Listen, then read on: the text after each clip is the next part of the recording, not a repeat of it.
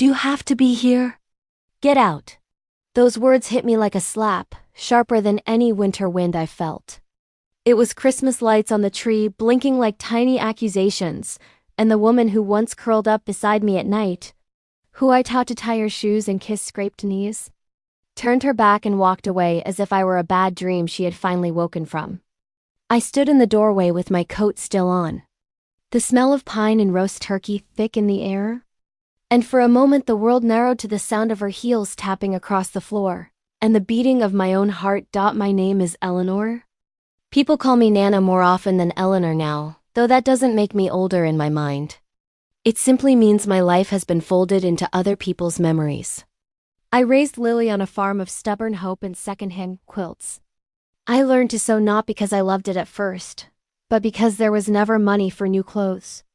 I learned patience because children have a way of needing time for the hurts you can't fix with a kiss. I worked late nights, taught the neighbors' kids to read, baked pies for every neighborhood fundraiser.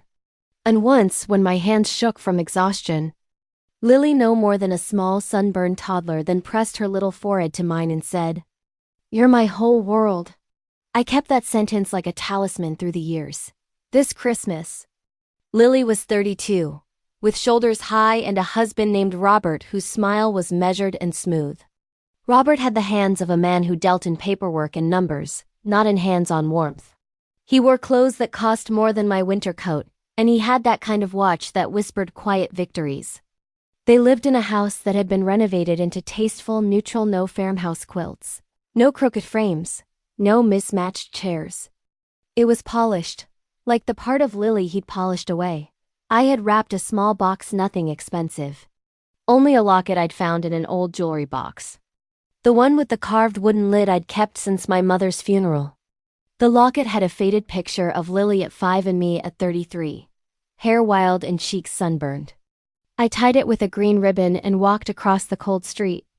I wanted to see my daughter, to put my hands on her shoulders and tell her I loved her. I wanted to be part of her Christmas. The front door opened with a practiced smile. Lily's cheeks were flushed with the warmth of her perfect kitchen. "Nana," she said. Just that one word, and then her lips curved into something that had once been the whole world to me. But the greeting was short. Robert stepped forward like a carefully staged shadow and took the lead. Plates moved like choreography. Guests clustered in small pockets of laughter. The tree lights blinked, and a child's toy made a soft electronic beep somewhere far away. At first it was all the small, hollow things. Comments about how my coat was a little dated.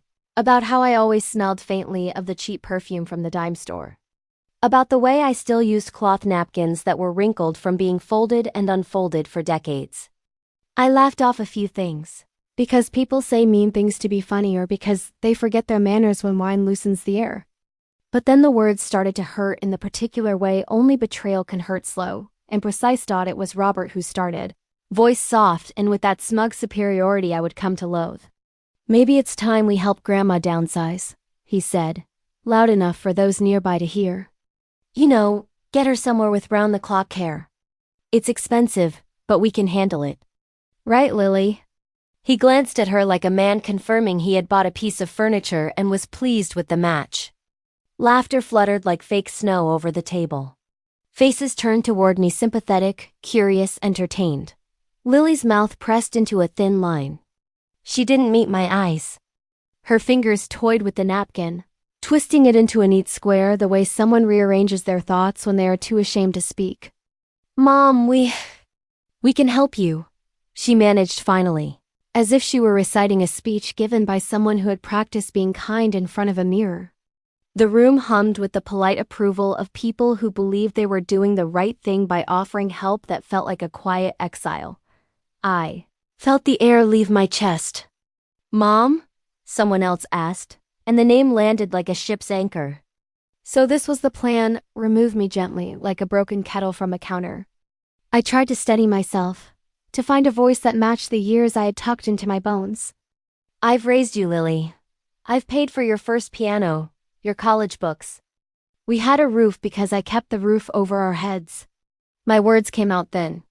They were old as the patchwork, as weathered as the locket in my pocket. Robert leaned in.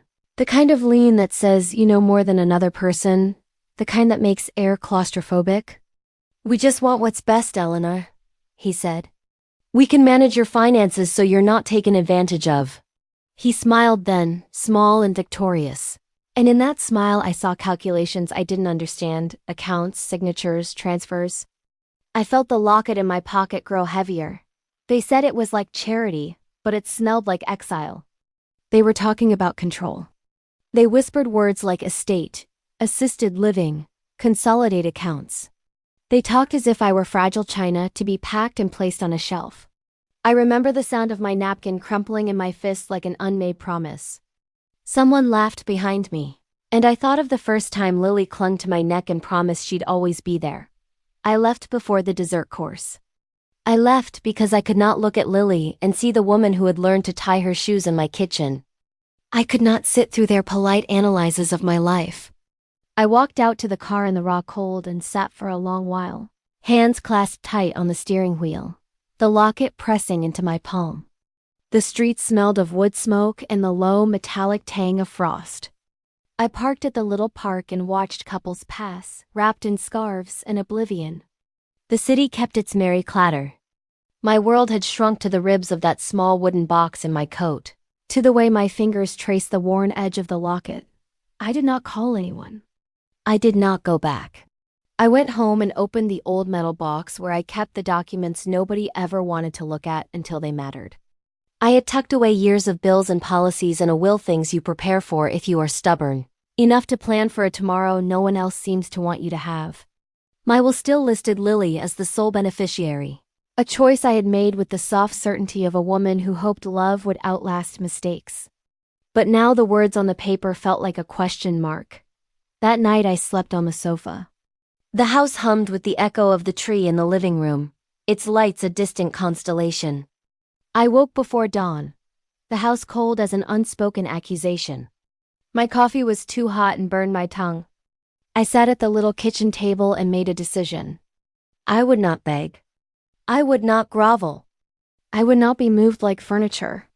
If I had to be forced out of the picture, I would place my hand on the canvas and paint the ending myself. The next morning I called a lawyer. Simple words. I want to update my will.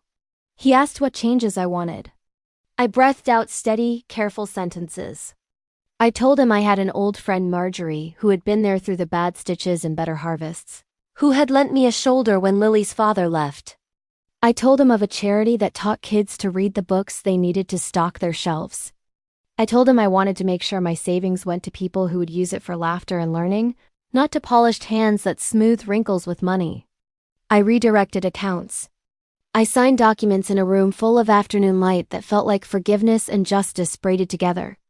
It was a quiet rebellion, one that had the gentleness of a hand closing a lid. When I told Lily no, when I sent her a notice that the will had been updated, there was a pause long enough to hear a clock tick. The message said simply, Eleanor, documents updated. Please call when convenient. I could imagine the words rising like steam in their kitchen. I did not call back. I did not let them draw me into their conversation like a moth to a lamp. Weeks passed. Christmas lights dimmed and came down. Life hummed on. I kept my distance and discovered what it felt like to be alone without feeling lonely. I read, I walked, I found solace in things that didn't demand loyalty to appearances. My hands made soup for a neighbor, mended a torn sleeve for a little boy, signed a donation to the literacy program, and watched the names of children flash on a list like a constellation rearranged. The money I redirected became a library shelf, a set of warm mittens, a piano lesson for a child who couldn't have afforded one. Sometimes I would sit at the edge of the park bench and watch families pass, and instead of bitterness, a small, fierce tenderness bloomed like a stubborn crocus through snowdot. Then one evening, just as the light was thinning, my phone buzzed. I ignored it at first. Then another number, unfamiliar, a woman's voice on the line. Eleanor? She said, the name polite and precarious. This is Detective Mara Hayes. I'm calling about a complaint filed regarding Robert and Lily's accounts. I sat down slowly. My spoon stopped halfway to my mouth. A complaint. Someone had finally watched more closely. She told me that a bank had flagged a series of transfers large, structured withdrawals that looked like someone moving money to hide it. Detective Murat's voice was steady, not unkind. She asked if I had any records to back up my claim because in this world, paper and signatures hold weight. I told her about the old metal box, the receipts, the invoices, the doctor's note from the year Lily caught the flu and I paid for her care. I told her about the will. I sent a photograph of the locket. She asked me to come down to the station. I went. I carried the locket like an amulet and the metal box like proof of my life. At the station, a woman with tired eyes and a warm smile, Detective Mara listened without interruption. She asked me about Robert and his company, about their sudden interest in my downsizing, about strange calls from unknown numbers trying to update my banking information. I felt a relief that was almost like release. Finally, someone was taking off the gloves. They opened an investigation. It was slow and meticulous. I sat through interviews and signed forms and remembered with fresh clarity the way the napkin had crumpled in my fist that night. The detectives looked into transfers, traced accounts, and sometimes called with small updates that sounded hopeful.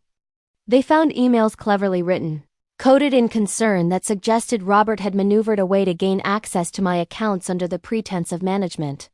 They found a shell company with a name designed to look like a good neighbor. It was a web, and the police followed the threads. I thought back to the way Robert had smiled that evening, like a man who thought his plan had been sealed. I thought of Lily twisting her ring, of her eyes darting. I wanted to confront them, to make them look at me like the little girl with sunburned cheeks again. But I knew that humiliation wasn't the only form of justice I desired. I wanted truth, and truth takes witnesses. When Detective Mara called to say they had enough to make an arrest, my hands trembled. "We're going to execute a search warrant at their residence," she said. "We need you to be available to identify certain documents." My throat folded in. And for a wild moment I felt 19 again, coming home with a hairnet, lipstick smeared in the backseat of a bus. Feeling the scary exhilaration of being alive and out of place. The night of the search, my old heart pounded like a signal drum. Cars lined the street outside their home. The house I had once walked into with a wrapped locket shone like a carefully staged set. Flashing lights painted the windows in urgent blues and reds. I found my feet carrying me there, not because I sought confrontation, but because I needed to see the truth emerge into the light. They were both standing in the living room, Lily and Robert, when officers knocked. The front door opened, and a neighbor, perhaps alerted by noise or intuition, had already observed the scene. Robert's face had that smug expression he always used when he thought he was clever. Lily looked nervous, twisting the wedding band by nervous band, her eyes darting everywhere but toward me. For a breathless second, it was the tail end of the old memory. Then the officers entered. They read rights, they moved with polite authority, and they placed Robert in handcuffs. He protested, words splintered into the air, but his protests had the sound of someone discovering that their script had been interrupted. Lily's face was a theater of every emotion I had known in 32 years. Shame, fear, confusion, a brittle rage that felt like glass. She looked at me then, full of all the things that had been unspoken. The room, that polished living room, felt suddenly smaller. It was as if the ugly truth had sunk its roots into the floorboards and was lifting the planks. The charges were for fraud, for conspiracy to defraud an elder, for manipulating accounts, things that sound dry on paper but in a courtroom are read with consequence. They called witnesses bank managers, accountants, a neighbor who'd noticed deliveries of boxes that contained nothing but shredded paper and a lot of careful deceit. I watched as evidence unfurled like a tattered curtain and exposed what had been hidden behind the sheen of beige decor.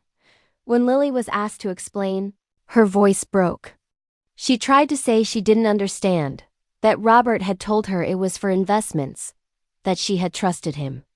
She looked tiny and massive at once, like a shipwrecked figure clinging to a wreck. I wanted to step forward, to comfort her, to tell her she was my daughter and no one's mistake should define her. But there were limits to the kind of solace I could offer in that room. I had spent years protecting her from cheap men and cheap choices. This betrayal felt like a different kind of wound. At trial, the story unfolded in chapters of bank statements and recorded phone calls. Robert's smooth voice on tape, supposedly comforting, supposedly generous, became a sinister soundtrack. He'd recommended consolidation and management. He had convinced her of urgency, of risk. He had made my vulnerability a business plan. It became clear that the $3 million they'd siphoned weren't just numbers. They were my life savings, years of careful thrift and late-night work. The courtroom sat silent as the scale of it aired out under bright, legal lights. Lily listened to the tapes with her hands gripping the arms of her chair. Tears tracked down her cheeks, not just for the money, but for the realization of what she'd participated in. She had enabled it through silence, through complicity, through choosing the comfort of convenient lies. That realization humbled her with a weight that made her look older than her years. Outside the courtroom, neighbors whispered. Some who had once flitted around Robert's dinner table looked away. Others came up to me with small apologies squeezed between their words. Detective Mara found a way to ask me gently how I wished them to proceed. I told her I didn't want vengeance in the way people imagine it. I wanted accountability and a chance for Lily to find a thread back to who she had been before she thought her life depended on someone else's approval. I wanted restitution to the programs that taught children to read, to the hands that had kept my community going when I couldn't. In the end, Robert was convicted. He received prison time and restitution orders. The $3 million had been partially recovered, scraped from the corners of accounts like algae from a boat. It was messy, not clean. Money returned in drips and fractions, not with the theatrical slap of a movie ending. Lily pleaded guilty to a lesser charge, her participation acknowledged in a courtroom. Heartbeat, and she was given probation, community service, and the long, slow work of rebuilding trust.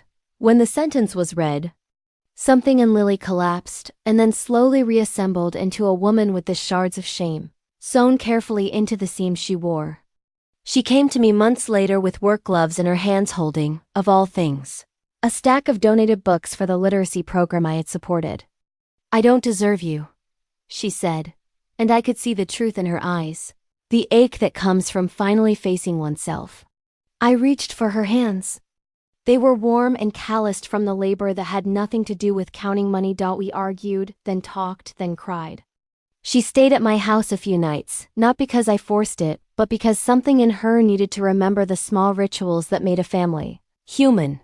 Making tea at midnight, mending a ripped sleeve, laughing at the way daisies refused to be elegant. She volunteered at the literacy program and listened to children who had accents like puzzles. She read with them, stumbled over words, and learned the patient reward of teaching. People change in pieces. I don't pretend for a single second that all the damage stitched itself back overnight. Suspicion left its prints in the way she looked at her own hands. There were awkward dinners, awkward silences, and long walks where we talked about the things that had been left unsaid. She became a woman who tried to be useful in small, honest ways.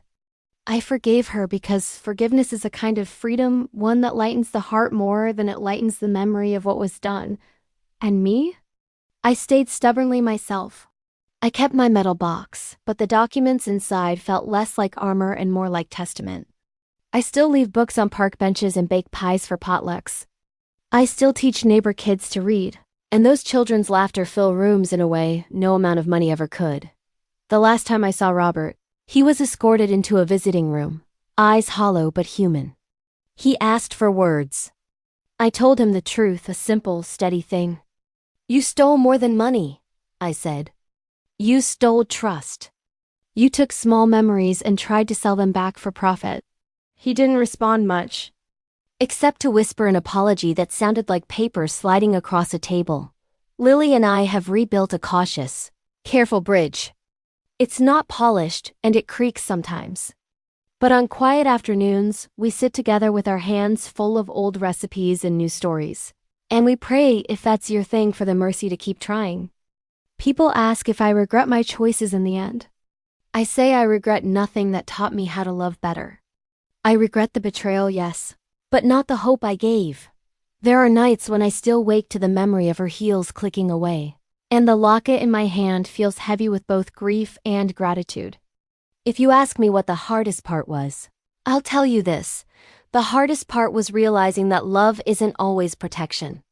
Sometimes love is letting someone face the consequences of their choices while you stand by ready to help them up afterward. And the truth I hold now, more than any paper, is this. People reveal themselves in how they handle the worst of you. Some leave. Some stay. Some hide behind clever smiles and take what isn't theirs. But the light, however small, has a way of finding the truth. It always has. There is one thing I still keep secret in the old metal box, tucked beneath the will and thanks statements. The locket, the faded photo, the tiny scrap of a receipt for a piano lesson paid in coins. It's a reminder that the small things, smiles, bedtime stories, the way hands clasp when you're scared outweigh ledgers and lawsuits. The world will try to measure you in numbers and accounts. But what counts is the ledger of love, who you touched honestly and how you returned it. The last image I carry with me from that Christmas is not of the courtroom, nor of flashing lights, but of Lily with a child on her lap reading a book, one of the books bought with the money I redirected. She paused and looked up at me with red-rimmed eyes and whispered, "I'm sorry." It was the kind of apology that doesn't fix everything but opens a window. I pushed open that window and let in the cold, clean air. If you're listening to this, know this. Being betrayed by those you love hurts like winter. But winter always bends towards spring if you're patient enough to wait. And sometimes, when you think you're alone, someone is watching. Someone who will knock and call out your name when you need rescue. Sometimes the sound of a voice firm, lawful, kind is the thing that rewrites a story. There are nights still when I hear a knock on my own door. I open it sometimes and find the neighbor with a pie or a detective with a question. Or Lily, quieter now, carrying a stack of books. Once, in the brittle light of a late January afternoon, there was a knock that came from a different kind of door, a door, angry and demanding at first, but then soft. Someone called out, 911! Open the door! And I realized how much louder truth can be than any indictment. The sound echoes differently the second time you hear it, less like an accusation and more like an arrival. We are not the sum of the worst things done to us. And we are not merely the record of mistakes. We are the slow art of recovery. The choice is to give our money to children who will read, to teach hands how to mend, to let the small kindnesses be our inheritance. In the end, when the accounts are counted and the gavel falls, it's the lives rebuilt, the books gifted, the hands held that matter most. The world can be cruel, but it can also be just. And sometimes justice is the quiet choice to redirect what you have into the lives of others. I cannot promise you a neat ending. People bend in unpredictable ways. But I can tell you this, the night my daughter turned her back on me at Christmas, a chain of events began that would strip illusions and expose intentions. It led to arrests, to courtrooms, to apologies, to restitution, perhaps most importantly, to a deeper, harder kind of love. The truth came, not like a sudden thunderclap, but like steady rain that finally washes mud from a window so you can see who stands outside. And even now, as I fold the old locket into my palm, I wonder what I would have done differently. Perhaps nothing. Perhaps I would have trusted less blindly, loved more cautiously, and kept my papers closer. But then again, perhaps the cost of that would have been a smaller life. One where the gestures of baking pies and teaching kids to read didn't reach the people who needed them most. The story doesn't end with a court sentence or a signature. It ends, if endings exist at all, with the small things. A book read aloud to a child who giggles at the wrong word. A pie cooling on a windowsill. A daughter learning the hard patience of forgiveness. It ends with the knowledge that when someone exposes their real intentions, the world has a way of rearranging itself. Sometimes, that rearrangement leaves you with less, but sometimes it leaves you with the exact thing you needed. The clarity to choose where your love should go. I didn't sleep that night. Sleep requires peace. And peace was nowhere in that house anymore. My daughter's silence echoed louder than any argument. My son-in-law's smug tone replayed in my ears like a sharp ringing I couldn't turn off. And somewhere between remembering her wedding day and recalling the way she avoided my eyes at the table, I realized something heavy, something I had spent years refusing to see. She wasn't confused. She wasn't influenced out. She chose her side. And it was not mine. I woke up before dawn, long before anyone else stirred, and stepped outside just to breathe. The cold winter air burned through my lungs, but it still felt warmer than the atmosphere inside that home. I looked through their window. My daughter curled on the couch, her husband sprawled next to her, asleep like nothing had happened. Like humiliating me at Christmas was just another small inconvenience. I sat on the outdoor bench, pulling my coat tighter around myself, and whispered to no one. Where did I go wrong? Maybe I shouldn't have given so much. Maybe if I had taught her the cost of things instead of giving her everything freely, she wouldn't treat me like something disposable. By 7 a.m., I decided to leave before they woke up. I wasn't going to stay for the awkward stares, forced apologies, or empty excuses. So I packed quietly a few sweaters, documents, and the family photograph I couldn't leave behind and drove away. The moment I reached my own house, I dropped into the couch and let tears fall freely. Not loud. Not dramatic, just silent tears meant only for me. That's when my phone lit up. Lily. Her voice was shaky. Almost controlled panic. Mom, we need to talk. No apology. No acknowledgement. Just need. How much? I asked dryly. What? She whispered. You're not calling to see how I am. You need something. How much? Silence. Then her breathing changed. We're short for the down payment, she finally admitted. We need you to send us the remaining amount. My hands trembled. That money wasn't yours, I said quietly. But Dad said. He may have said. But he didn't sign anything. Mom, Adam said. Adam isn't my accountant, I interrupted. Finally. Adam isn't my accountant. Adam isn't my accountant. Adam isn't my accountant. I interrupted. She stopped pretending. Just send the money, she demanded. Like she was entitled to it, like I was an ATM. No. She gasped, as if I had slapped her. No? She repeated. That was a gift for your future. Not ammunition to mistreat me. She switched tones instantly, anger turning into desperation. Desperation slipping into emotional manipulation. Mom, without that money, we would lose the house. That's not my house, I said. Those are not my consequences. You're ruining our lives. I closed my eyes. You ruined mine first. I hung up. That moment was the first tear of a long unraveling thread. For 3 days. No one called, not even by accident. Then suddenly, at 11 p.m., someone started banging on my door. Not knocking.